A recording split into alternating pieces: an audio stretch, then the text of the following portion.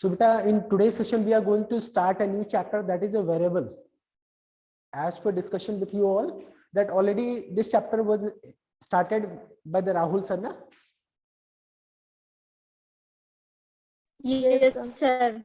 So today again, just one of the exercise was already completed, I think. How many exercises did you complete? So one. The first exercise was going on. So beta, what we have to do, as I'm going to start this chapter, so what I'll do, first of all, I'll revise the first exercise. And before moving ahead on the exercise, first of all, I would like to discuss about some of the concept whatever you are having in your this chapter.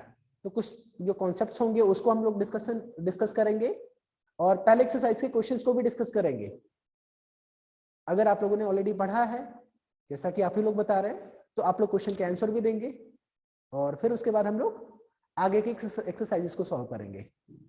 Okay, so in chapter number 11 of your maths book, the topic name is the algebra. So what we study in algebra, who can tell? Aman, tell me what we study in algebra. Sir आपकी voice proper नहीं है. Okay, let me confirm. Yes, actually there is some network issue actually in these rural places.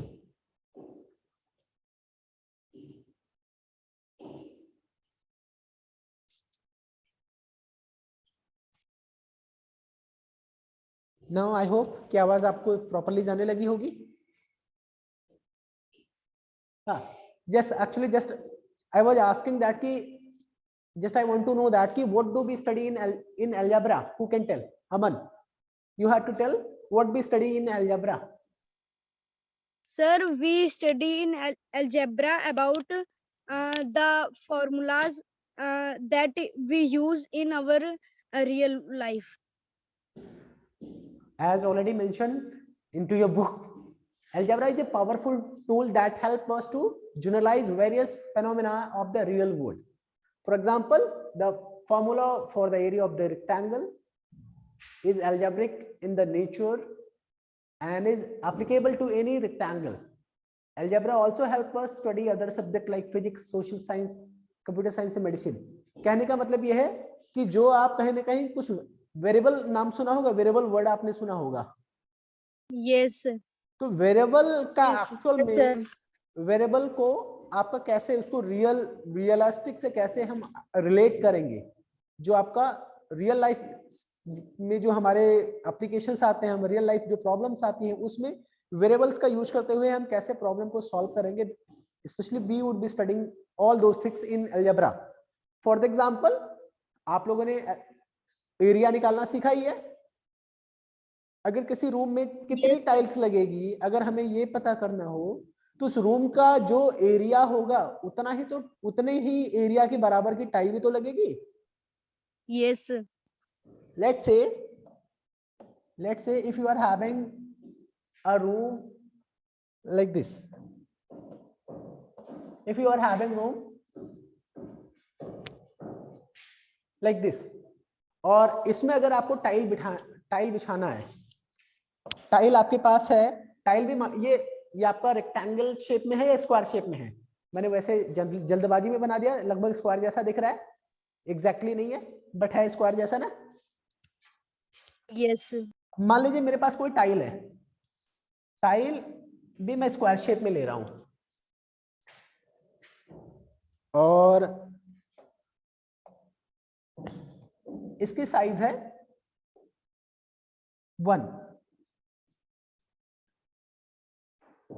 ये भी 1 metre, ये भी 1 metre और ये पूरी साइज कितनी है 3 मीटर. ओके, तो can anybody tell me that कि how many tiles we need? Aman के अलावा बाकी बच्चे, हाँ, कोई भी बताइए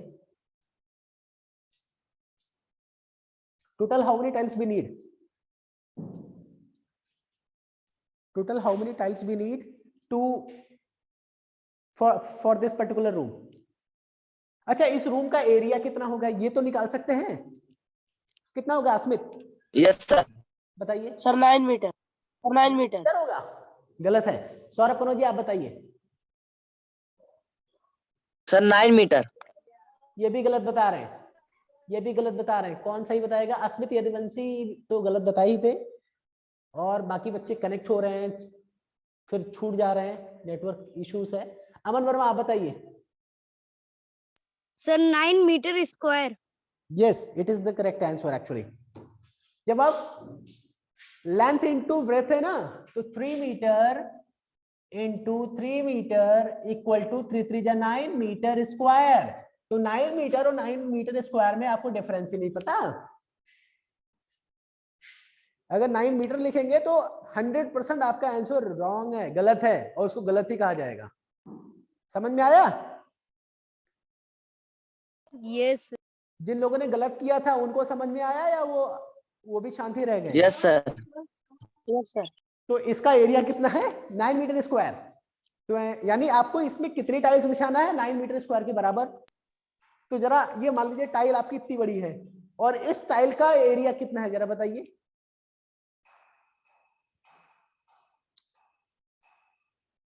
what is the area of this tile? हाँ बताइए, कोई भी बताइए, इतना समय नहीं है, कोई भी बताइए। Sachin? Sir 1 metre square.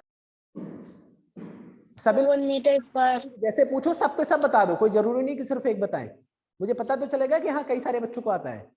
The area of this tile is 1 metre square and the area of this room is 9 meter square. 9 meter. मैंने क्या बोला था? ये 9 मीटर स्क्वायर के बराबर आपको टाइल लगना है। तो ये 1 मीटर स्क्वायर, एक टाइल जो है, एक टाइल का एरिया 1 मीटर स्क्वायर है, तो 9 मीटर स्क्वायर कवर करने के लिए कितने टाइल की जरूरत पड़ेगी? क्यों?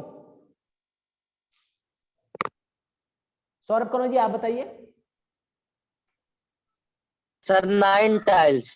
9 टाइल्स, क्योंकि एक टाइल मतलब 1 मीटर स्क्वायर, एक टाइल और आ जाएगा 2 मीटर स्क्वायर, एक और आ जाएगा 3 मीटर स्क्वायर। बेसिकली 1 ऐसे ऐसे जाएगा, 1 2 3 4 5 6 7 8 9, ऐसे ही 9 टाइल्स लग जाएंगे ना। ये तो रहा। Yes sir. ये तो मैं आपको आज शुरू करने जा रहा हूँ अलजेब्रा, वेरिएबल्स का कॉन्सेप्ट शुरू करने जा रहा हूँ। ये तो एरिया का एग्जांपल लेने जा रहा हूँ, इस वजह से मैंने इसको समझा दिया। और जहां तक कि आप लोग अच्छे से आंसर्स भी किए, यानी समझ में आ भी रहा है। बेसिकली मुझे एरिया नहीं पढ़ाना है, एरिया का सिर्फ मैंने एग्जांपल लिया है। तो कहने का मतलब यह है कि अब आपका मान लीजिए इसमें वेरिएबल अगर शुरू करना है, इस पर्टिकुलर रूम के लिए क्या है, एक टाइल लगती है। कि 9 मीटर स्क्वायर ये रूम है, तो यहाँ पे 9 टाइल लग रही है। अगर ये 10 मीटर स्क्वायर का रूम होता तो कितनी टाइल लगता? सर 10। सेम टाइल लगनी है, सेम यही टाइल। सर 10। अगर ये 6 मीटर स्क्वायर इस पर्टिकुलर रूम का एरिया होता तो? Sir sir 6 tiles. 6 टाइल्स। अब यहाँ पे अब देखिए, ये सारे कॉन्सेप्ट तो किताबी नॉलेज है, ये हमेशा आपको रियल लाइफ में आपके एप्लीकेबल भी होगा। लेकिन कई बार ऐसा होता है कि रूम आपका आड़ा तिरछा हो जाए। मान लीजिए ये थोड़ा सा, ये रूम आपका ये थोड़ा सा इधर इधर बड़ा रहे इतना, और ये इधर थोड़ा छोटा रहे, तो ऐसे में फंस सकता है। हो सकता है टाइल आपकी कुछ वेस्टेज हो जाए, लेकिन ये एरिया, टाइल का एरिया, रूम का एरिया बिल्कुल एग्जैक्टली सेम आएगा। लेकिन जब आप मार्केट में खरीदने जाएं, चीजें खरीदने जाएं, तो हो सकता है अगर आपका रूम जो है थोड़ा सा तिरछा हो या कम ज्यादा होगा, तो नंबर ऑफ टाइल्स की संख्या कम या ज्यादा हो सकती है। वो क्यों कम ज्यादा हो सकती है? मान लीजिए ये हल्का सा अगर ऐसे है, तिरछा है ये वाला दीवार, तब ये कवर करने के लिए आपको एक टाइल और जरूरत पड़ेगी ना। अब एक टाइल लेंगे तो थोड़ा सा टुकड़ा यहाँ पे पड़ेगा, यहाँ पे पड़ेगा। तो जब ये आपका तिरछा रहेगा तो इसकी साइज भी तो बड़ी हो जाएगी, तो एरिया भी इसका डिफरेंट आ जाएगा। कहने का मतलब रूम का जो एरिया रहेगा वही टाइल्स का भी एरिया रहेगा सेम। इसमें तो कोई दिक्कत नहीं। No no sir. चलिए, मैंने जैसे जैसे कहा कि हम एरिया नहीं पढ़ने वाले हैं। Actually we have to study the variable, about the variable. What is variable? Variable आप लोगों ने सुना होगा इसके पहले। वेरिएबल को हिंदी में क्या बोलते हैं? चर, यानी हमेशा बदलने वाली राशि, बदलने वाली वैल्यू। कई सारे नंबर्स होते हैं। अगर मैं आपको एग्जांपल्स दूं, लेट्स से कि देयर इज वन पार्ले जी, एक पार्ले जी बिस्कुट की कॉस्ट क्या है? 5 रुपीज। यही तो है। Yes, sir. डिपेंड करता है कैसा पैकेट लेते हैं। मैं let's assume the cost of one Parle G is 5 rupees. तो रुपीज का सिंबल भी लगाते हैं। Then what is the cost of 2 Parle G? Sir 10 rupees. 10 Sir, कैसे 10 होगा? rupees. 10 कैसे होगा? The cost of Sir- Parle G, the cost of Parle G, ये तो चेंज नहीं हो रहा है ना, ये तो सेम है एग्जैक्ट। Yes. केवल क्या चेंज हो रहा है? क्या चेंज हो रहा है? Number of quantity. क्या चेंज हो रहा है? Rupees. Number of Point. Sir, quantity. quantity. कितना है? क्वांटिटी कितना है? 2। 5 rupees. इसका मतलब ये Two. कितना हो गया? Sir, 2. 10. इसको भी मैं उसी Sir, 10. यानी यहाँ पे value of the product and number of the quantity equal to 5 rupees. यही तो था। लेट्स से अगर Yes, sir. if we want to purchase 5 Parle-G, then what is the cost of this? Sir, 25. 25 rupees. Sir, 25. How 5 we rupees. are getting 25. 25? Sir, 25. How we would be getting 25? Sir, the cost of one parle is 5. Yes, The 5 cost of multiplied by the cost of the biscuit plus quantity of the biscuit, the quantity of the Parle-G. yes. That is that 25 rupees. ठीक है। Let's say कि अभी ये 1 है, ये 2 है, ये 5 है। मैं क्वांटिटी इसकी चेंज करने के लिए बहुत सारे चेंजेस कर सकता हूं। यहाँ पे आप देख रहे हैं, यहाँ पे आप सभी देख रहे हैं, जो ये कॉस्ट है, कॉस्ट तो एक सेम है बिल्कुल एग्जैक्टली, ये नहीं चेंज हो रहा है ना। बट जो क्वांटिटी है, ये क्वांटिटी से ही मल्टीप्लाई कर दे रहे हैं। अगर आपका कॉस्ट सेम है, प्रोडक्ट की कॉस्ट सेम है, तो क्वांटिटी अगर बदल रही है तो क्वांटिटी और प्रोडक्ट की जो कॉस्ट है उससे मल्टीप्लाई करके उसका फाइनल वैल्यू हम पता कर सकते हैं। ये समझ में आ रहा है? Yes, sir. Yes, sir. कई Yes, बार sir. ऐसा होता है Yes, sir. कि 1 2 5 के अलावा यहाँ पे मैंने लिख दिया 125 पार्ले-जी की कॉस्ट। अभी तक तो आप लोग कर ले जा रहे थे, अब बताइए क्या करेंगे? 625 rupees. 5 इंटू 125 25. कितना आंसर आ जाएगा? Sir 625 rupees. 125 rupees. So, 625 rupees. अभी और भी बड़ा वैल्यू दे दिया जाए,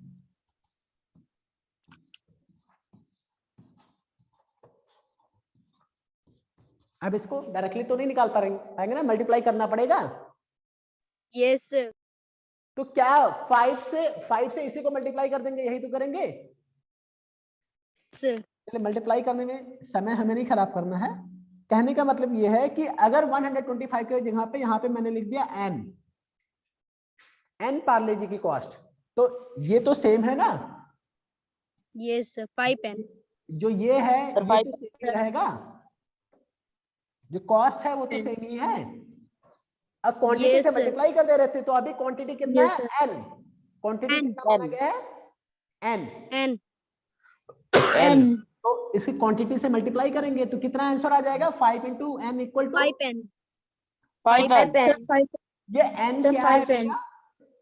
n क्या है? Quantity. n Quantity. Sir, so quantity. n quantity है, बट अभी Very और ध्यान से सुनो। n is the quantity, 125 is the quantity, but what is difference between 125 and n?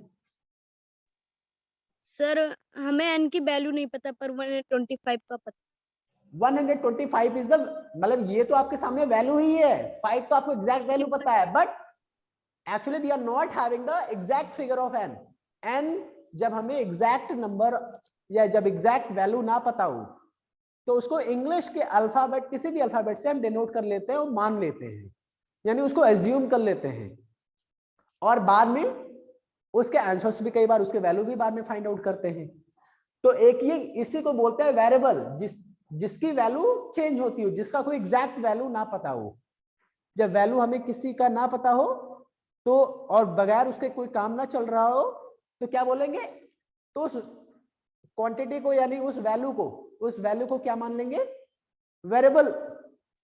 और वेरिएबल्स उसको मतलब उस वैल्यू को वेरिएबल से डिनोट कर देंगे। और वेरिएबल क्या आपका मतलब इंग्लिश के अल्फाबेट से किसी से भी आप डिनोट कर सकते हैं, एम हो सकता है, एन हो सकता है, एक्स हो सकता है, वाई हो सकता है, जेड हो सकता है, ठीक है। तो ये वेरिएबल यस आया यस सर बेटा। Yes, x sir. Y z से बहुत डर लगने वाला है, ऐसा ना रहे। मुझे नहीं, मैं चाहता हूं मेरे बच्चे बिल्कुल भी x y z m n इस तरह के जब आए मैथ्स में, तो ये एक्स वाई जेड से बिल्कुल भी डरने, मतलब डरे ना। ये बिल्कुल आसान सा, बिल्कुल खेल खिलौने जैसे 1 2 5 की जगह 125। अब मुझे नहीं पता, अगर मैंने बोला किसी प्रोडक्ट मतलब एक गत्ता है जिसमें कई सारे पैकेट बिस्कुट है, जिसमें प्रत्येक बिस्कुट की कॉस्ट, प्रत्येक पैकेट की कॉस्ट 5 रुपीज है। टोटल इस जो कार्टून है यानी पूरा जो सभी पैकेट की बिस्कुट की कॉस्ट इतना है। तो ये कितना 5 इंटू जो क्वांटिटी होगा उसी से, तो क्वांटिटी मुझे Yes, नहीं sir. पता तो n मान लिया, तो 5 इंटू एन, ये तो हो गया। यस तो x y z आपको समझ के जो वेरिएबल होते हैं, जब आप किसी भी एग्जैक्ट कोई नंबर्स की मतलब एग्जैक्ट वैल्यू आपको ना पता हो, तो उसकी जगह पे आप कोई इंग्लिश अल्फाबेट से आप उस पर्टिकुलर वैल्यू को डिनोट करते हैं, और वही आपका वेरिएबल होता है। ओके, यस सर बाकी बच्चे केवल अमन Yes, पढ़ sir. रहा है, बाकी नहीं पढ़ रहे हैं। यस नो किसी की तरफ से कोई रिस्पॉन्स नहीं दे रहा है, लग रहा है गेम खेल रहे हैं बच्चे। होता है ऑनलाइन, कई सारे बच्चे अपने घर वालों को बेवकूफ बनाते हैं, लेकिन 6th 7th 8th वाले बच्चे हैं। बेटा आप अपने घर वालों, अपने टीचर्स को धोखा दे सकते हैं, तो इसका नुकसान फिलहाल आप ही का है। टीचर्स का काम है पढ़ाना, घर वालों का काम है व्यवस्था देना। बहुत सारे बच्चे ऐसे हैं जिनके यहाँ पे नेटवर्क ही नहीं है या उनके पास फोन ही नहीं है, और बहुत सारे स्कूल्स में नेटवर्क इंफ्रास्ट्रक्चर को लेकर के ऑनलाइन क्लासेस की व्यवस्थाएं भी नहीं है। बट आपके पास है, फिर भी अगर आप लोग ध्यान ना दे, पार्टिसिपेट ना करें, तो ये गलत बात है। फिलहाल चलिए कोई बात नहीं। तो अभी एन क्या है समझ में आया क्यों? Tanishka, Yes, Yes, sir. sir. Sachin, अमन, अस्मित, दिव्या, आंचल गुप्ता को डेली बताना ही पड़ेगा कैसे क्लास ज्वाइन करना है। अभी तक वो ज्वाइन ही नहीं कर पाई, तो लगी हुई है। अपना वीडियो भी बंद कर रखा है उसने, ऑडियो भी नहीं ऑन किया है। चलिए कोई बात नहीं। तो अभी एन क्या है समझ में आया? चलो एन के बाद क्या करना है? अब इसी एन से रिलेटेड कई सारे आपको प्रैक्टिस भी कराए जा सकते हैं। आप लोग ऑलरेडी जब पढ़ चुके हैं तो एक बार समझते भी है कितना आप सभी को आता है। लेट्स से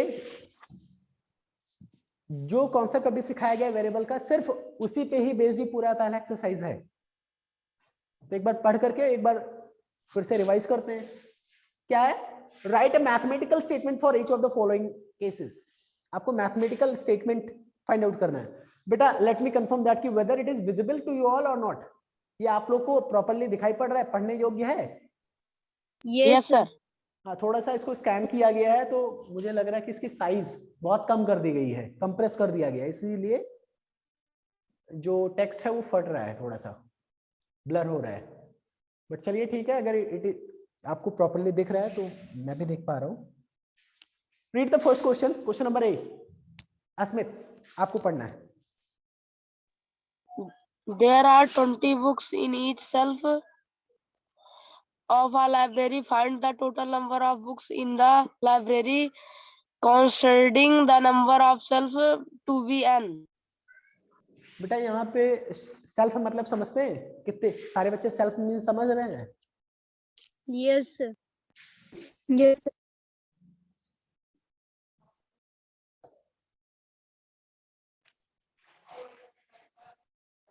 मान लीजिए आपके पास कोई अलमारी है ऐसे, और उसमें कई सारे सेल्फ हैं। कितने सेल्फ बोला गया है? नंबर ऑफ सेल्फ बताया गया कि नहीं? No, sir. नहीं बताया। Sir, 20 book each self. चलिए ठीक है। Now just I'm asking that ki, let's assume that ki this is Almira. How many self is there? Sir, 5. Sir, 5. How many self is there? 1, 2, 3, 4 and 5. अब self क्या है ये समझ में आ गया होगा, I hope. Yes, sir. Yes, sir. Now how many self is there? 4.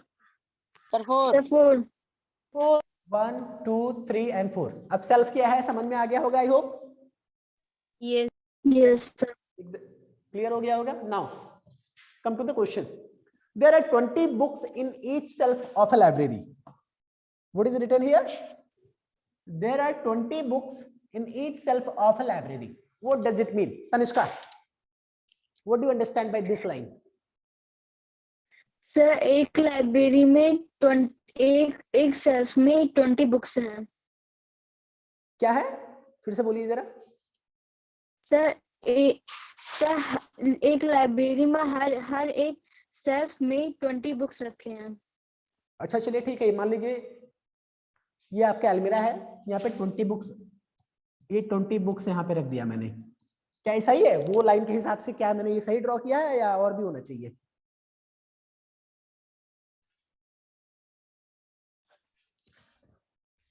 Sir सही है। अमन बोल रहे हैं सही है। तनिष्का अब आपकी बारी है, अमन गलत भी हो सकते हैं। क्या इस लाइन का मतलब यही है? There are 20 books in each shelf of a library. In each shelf of a library. No क्या सर। ये सही है? No sir. नहीं सही है ना? क्या होना चाहिए? सर क्यों अमन? सर हर एक सेल्फ सर हर सेल्फ में होना चाहिए। Each shelf of a library. यानी each self मतलब प्रत्येक सेल्फ में। अभी how many self is there? There are 4 self. 4 self. तो इसमें भी है, इसमें भी है, यानी हर सेल्फ में 20 बुक्स हैं। यानी यहाँ पर 4 सेल्फ है, तब 4 के चारों सेल्फ में 20 बुक्स हैं। If there is 5 सेल्फ, तो पांचों सेल्फ में 20 बुक्स हैं। समझ में आया ये बात?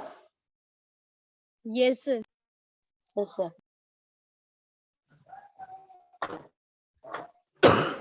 So let's say कि there are 4 self. If there are 4 self and 20 books in each self, then total number of books is there. What is the total number of books? Asmit? 80 books. कितना होगा? Sir, 80. Let's say if there is, let's assume that कि there is 5 self and in each self there is 20 books. In each self, as per the question, अभी यहाँ पे number of self नहीं बताया गया है। नंबर ऑफ सेल्फ मैं अपने हिसाब से कम ज्यादा कर रहा हूं, केवल आपका यही ले रहा हूं। There are 20 books in each shelf, ठीक है। There are 20 books in each shelf of library, वो अलमारी ये है। तो इसके accordingly total number of books कितना होगा? कितना है सर? 100. अस्मित, मैं आपसे पूछ रहा हूं, माइक ऑन करिए। आपका पिक्चर बिल्कुल बिग स्क्रीन पे है।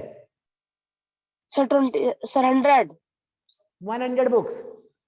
100 आया कैसे ये बताइए जरा। Sir, 20 multiply by 5. 20 books her self में है, तो क्वांटिटी तो सेम है, ठीक है। मतलब एक की क्वांटिटी सेम है, नंबर ऑफ बुक्स की क्वांटिटी हर सेल्फ में सेम है। जो नंबर ऑफ सेल्फ है वो चेंज हो रहा है यहाँ पे। तो यानी 20 बुक्स तो यहाँ पे भी है, 20 यहाँ पे भी है, 20 यहाँ पे भी, 20 यहाँ पे भी, 20 यहाँ पे भी, 20 यहाँ पे भी है। तो टोटल नंबर ऑफ 100। यहीं पे अगर 4 सेल्फ होते हैं तो 20 इंटू 4 इक्वल टू 80। अगर 3 सेल्फ होते हैं तो 20 इंटू 3 इक्वल टू 60। ऐसे तो निकालते। Yes sir. अगर यहाँ पे नंबर ऑफ सेल्फ कितने हैं, find the total number of books. आपको total number of books find out करना है। आप सभी को total number of books find out करना है। कितने सेल्फ की? Find the total number of books in the library considering the number of shelves to be n। आपको जो नंबर ऑफ सेल्फ्स है उसको क्या कंसीडर करके, कंसीडर मतलब मान के, जो नंबर ऑफ सेल्फ से कितना मानना है, 20 या 5 या कितना मानना है? Sir, n. n। Sir, n. अगर 5 सेल्फ होता तो 20 इंटू 5 इक्वल टू कितना नंबर ऑफ बुक्स होता? 20 into 5 equal to 100। 100। 20 into Sir, 5 100. 100 को 20 इंटू 5 भी तो बोल सकते हैं। यस Yes, अगर sir. 4 सेल्फ होता तो कितना आंसर होता? 20 इंटू 480। 20 इंटू 4 भी तो बोल सकते हैं। तो इसी तरह यस अगर नंबर ऑफ सेल्फ 4 या 5 की जगह पे n हो तो टोटल नंबर ऑफ बुक्स कितना होगा? 20n. Sir, 20n। कितना होगा? 20n। 20n। 20n. 20n is the number, तो यही तो टोटल नंबर ऑफ बुक्स होगा। yes, sir. क्यों दिव्या, Yes, समझ में sir. आया? Yes, sir. हाँ, ये फिलहाल आसान से ये डायरेक्टली आंसर लिख दूंगा, आप लोग लिख भी ले जाएंगे। ये लिखने से ज्यादा जरूरी है समझना, इसीलिए मैं इस पे इतना जरा समय दे रहा हूँ, क्योंकि अभी से ये चीजें समझ में आई रहेंगी तो आप लोग के लिए आसान रह जाएगा, हो जाएगा बाद में। चलो नेक्स्ट आप समझते हैं।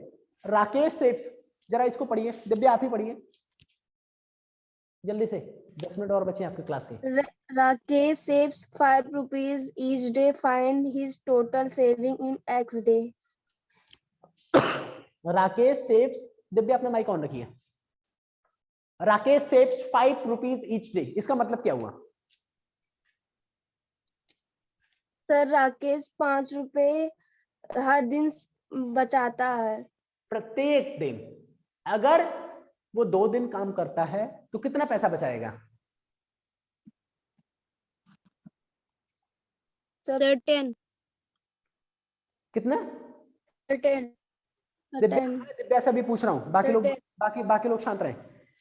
दिव्या की स्क्रीन भी मैंने फुल कर रखा है, रिकॉर्डिंग में वही दिख भी रही है, पता तो चलेगा ना लोगों को जो रिकॉर्डिंग देखेगा कि दिव्या बोल रही है या नहीं। बताए बेटा दिव्या। Yes, sir. राकेश, आपने बोला, आपने पढ़ा, Rakesh saves 5 rupees each day, यानी राकेश जो है 5 रुपीज प्रतिदिन सेव करता है, बचाता है, ठीक है? ये तो प्रत्येक दिन ना, मतलब एक दिन काम करेगा तो 5 रुपए, 2 दिन काम करेगा तो कितना बचेगा? सर 10 रुपए। एक दिन काम करेगा तो 5 इंटू n इधर लिखते हैं, 5 रुपए प्रत्येक दिन ना। ये तो चाहे 10 दिन काम करे या 2 दिन काम करे, प्रत्येक दिन सिर्फ 5 ही रुपए वो बचाता है, ना इससे कम बचाएगा ना इससे ज्यादा बचाएगा, यानी ये तो सेम है, केवल अब कितना दिन काम करता है उसके ऊपर डिपेंड करता है। तो अगर एक दिन काम करता है तो कितना बचाएगा? 5 रुपीज। अगर 2 दिन बचाता है तो कितना बचाएगा? 10। अगर यही 5 दिन काम करता है तो कितना सेव करेगा? 25। यहां पे क्या बोला गया है? फाइंड द टोटल नंबर, नहीं कहा गया फाइंड हिज टोटल सेविंग, उसका टोटल सेविंग यानी टोटल कितना पैसा बचाया है ये आपको फाइंड आउट करना है। कितने दिन में? 2 दिन में? 5 दिन में? नहीं, x डेज में। तो कितना आंसर आएगा? Sir 5 into x। क्या होगा दिव्या? Sir, सर 5 क्या 5 into x। Sir 5 into x is equal to 5x। बिल्कुल सही। एक एक करके सभी से, जब आप लोग इसको पढ़ चुके हैं तो इसी बहाने में सबको एक एक करके स्क्रीन पर ला करके मैं चेक भी कर लूंगा ना। बिल्कुल सही दिव्या, वेरी गुड। अभी आप अपना माइक बंद कर सकती हैं। नाउ नेक्स्ट इज तनिष्का, आप आइए लाइन पे। आपसे पूछा गया था क्या? चलिए आप, अमन, अस्मित, सबसे पूछा गया था। चलिए बेटा थर्ड क्वेश्चन जल्दी से पढ़िए। थर्ड क्वेश्चन जल्दी जल्दी। Radha has 100 rupees. If the cost of a pen is 3 rupees, write an expression to find the number of pens she can buy with the amount of money she has. Very good. थोड़ा सा घुमा के पूछ लिया गया है, but the same process, वही same concept पता करने की कोशिश किया जा रहा है कि आपको वेरिएबल समझ में आ रहा है या नहीं। Radha has 100 rupees. राधा के पास कितना पैसा है? तनिष्का आपको जवाब देना है, आपका माइक ऑन होना चाहिए और जो मैं पूछूं तुरंत आपको बोलते रहना है, बाकी बच्चे ध्यान से सुनेंगे। Radha has 100 rupees. राधा के पास कितने पैसे हैं? 100 rupees. If the cost of a pen is p rupees, if the cost of pen is p rupees, अभी P की जगह पे मैं कुछ और मानता हूं, ठीक है। P की जगह पे मैं क्या मान ले रहा हूं, 10 रुपीज। कितना? 10 rupees. Radha has 100 rupees. If the cost of a pen is 10 rupees, एक आप पेन मतलब समझते हो ना, एक पेन की कॉस्ट 10 रुपीज है, then what is that, how many pen can, मतलब how many pen can she buy, कितने सारे पेन वो Sir, खरीद 10 pen. कैसे ये 10 आएगा कैसे, ये बताइए जरा। Sir, 100 divided by 10. 100 divided bye, यानी 100 क्या है, ये तो टोटल अमाउंट था ना। Yes, sir. एक पेन की कॉस्ट कितनी थी, 10 रुपीज, तो ये कट के कितना हो गया, रुपया कैंसिल हुआ, 10 पेन, ये आ जाएगा ना। लेकिन Yes. लेकिन अगर यही 10 की बजाय यहाँ पे 5 रुपीज हो, फिर क्या होगा, how many pen can she buy, बताइए Sir, बेटा। 20. कितना? 20. 20, ये 20 आएगा कैसे, ये बताइए।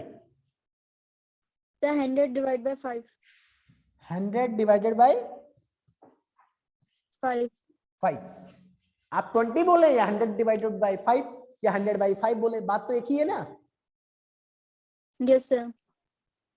तो कहने का मतलब जितना टोटल अमाउंट जो था यहाँ पे मेंशन है, प्राइस ऑफ अ पेन यहाँ पे मेंशन है, और टोटल नंबर ऑफ पेन कितना खरीद सकती है ये पूछा गया है, तो आप इस तरीके से आप निकाल सकते हैं।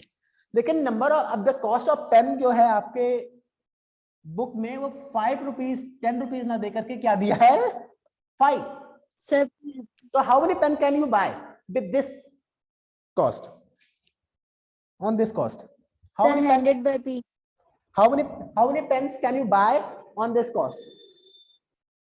Sir, 100 by P. ठीक बेटा, थोड़ा गाड़ी से चली जाए, काफी आवाज आ रही है। हाँ फिर से बोलिए, Sir, 100 divided by P.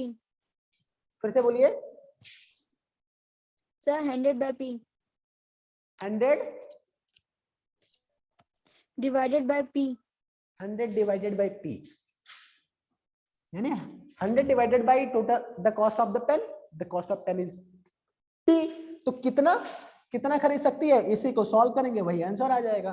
फिलहाल ये सॉल्व तो होगा नहीं, 100 को P से तो डिवाइड होगा नहीं, तो फिलहाल यही आपका मैथमेटिकल एक्सप्रेशन हो जाएगा। तो यही पूछा ही गया था, यही पूछा ही गया था।